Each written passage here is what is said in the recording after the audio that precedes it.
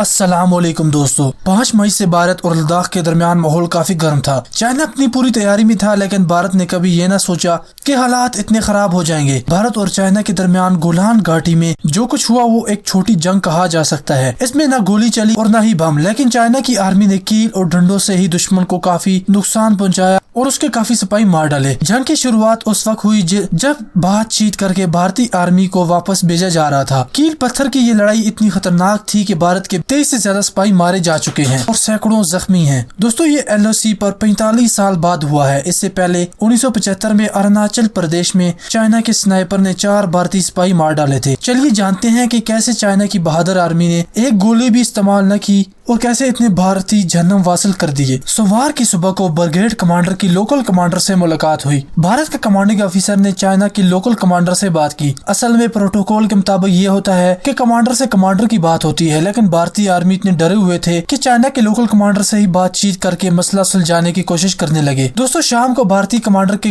گلوان گھاٹی میں P14 point میں پہنچے۔ اس علاقے میں 10 سے 12 چین کے سپاہی موجود تھے۔ اس علاقے پر چائنا کا کنٹرول تھا اور کمانڈر اور سپاہی صبح ملاقات کر کے واپس جا چکے تھے۔ اب بھارتی فوجی چائنی علاقہ خالی کرانے کے لیے آئے تھے، تو چائنا کے فوجیوں نے ڈنڈوں سے ان کی خوب توازو کی اور مارنا شروع کیا۔ زیادہ بھارتی فوجیوں نے گھاٹی سے نیچے چھلانگ لگا دی اور اسی طرح مارے گئے اور کچھ کو چائنی سپاہیوں نے ڈنڈے سے مار ڈالا۔ دوستو، اس طرح بھارت کے اور فوجی بھی موقع واردات پر پہنچ گئے اور چائنیز بھی کافی تعداد میں پہنچ گئے۔ اس طرح آدھی رات تک لڑائی چلتی رہی اور کافی بھارتی زخمی ہو گئے، لیکن اب تک کسی چائنیز فوجی کے مرنے کی کوئی خبر نہیں ہے۔ البتہ وہ زخمی ضرور ہوئے ہیں۔ بھارت نے لیا پنگا چین سے؟ دوستو، بھارت نے چین کا ٹینٹ ہٹایا تھا۔ چینی آرمی کا پیٹرول پوائنٹ نمبر 14 پر ایک ٹینٹ تھا۔ اس ٹینٹ کو کمانڈر میٹنگ کے بعد لگایا گیا تھا، جو بھارتی آرمی نے چائنا کی مرضی کے بغیر ہٹا دیا۔ چائنا نے اس پوائنٹ کو چھوڑنے سے انکار کر دیا تھا۔ اس ٹینٹ کو بھارتی فوج نے زبردستی ہٹا دیا تو چائنا کی آرمی اونچائی پر تھی، جس نے وہاں سے بڑے بڑے پتھر سے حملہ کیا اور ٹینٹ ہٹانے والے وہیں پتھر سے مار ڈالے۔ بعد میں ان کی لاشیں انڈین آرمی کو واپس کر دی تھی۔ دوستو، یہ وہی تھے جن میں ایک کرنل اور 2 سپاہی تھے۔ کہا یہ جا رہا ہے کہ چائنیز آرمی نے بھارتی آرمی کو کھینچ کر اپنے علاقے میں لے گئے تھے اور وہیں ان کو مار ڈالا، لیکن اس کا جواب ابھی تک چائنا سے نہیں آیا۔ حالانکہ چائنا کی آرمی کا کہنا ہے کہ انڈیا کی آرمی نے چائنا کی سرحد پار کی تھی۔ کہا یہ جا رہا ہے کہ ایک بٹالین کے درمیان سخت جھڑپ ہوئی، یعنی قریب 600 سے 700 فوجی جوان رات کے وقت ہوئی اس جھڑپ میں ایک دوسرے سے لڑنے لگے اور بھارت کے کافی فوجی گہرے نالے میں جا گرے تھے۔ اس پہ انڈیا کا بھاری نقصان بھی ہوا۔ یہ کہا یہ جا رہا ہے کہ بھارت کی آرمی کی اتنی بڑی تعداد میں موتیں کارگل کے بعد سب سے بڑی ہیں۔ چائنا کی آرمی اس حملے سے اب تک انڈیا کے 23 سے زیادہ فوجی جہنم واصل کر دیے ہیں اور ابھی بھی 24 جوان ایسے ہیں جو زندگی اور موت کے درمیان جوجھ رہے ہیں۔ جوابی کارروائی میں چائنا کا ایک بندہ بھی نہیں مارا گیا، بلکہ کچھ زخمی ہونے کی اطلاعات ہے۔ دوستو، اب موجودہ حالات کیسے ہیں؟ دوستو، ابھی تک تو زیادہ بدلاؤ نہیں آیا۔ بات چیت ہوئی لیکن کوئی حل سامنے نہیں آیا۔ اب صرف لداخ ہی نہیں، بھارت کے اس قدم سے پوری LAC الرٹ پر جا چکی ہے۔ چین پوری LAC پر بڑا مضبوط ہے، اس نے ہر طرح کا ہتھیار پہلے ہی سے پہنچا دیا ہے، لیکن انڈیا کی حالت پتلی ہے۔ چائنا نے 6000 کے قریب آرمی کے جوان، ٹینک اور بختر بند تعینات کیے ہیں۔ بھارت کے اس قدم سے جو چائنا کو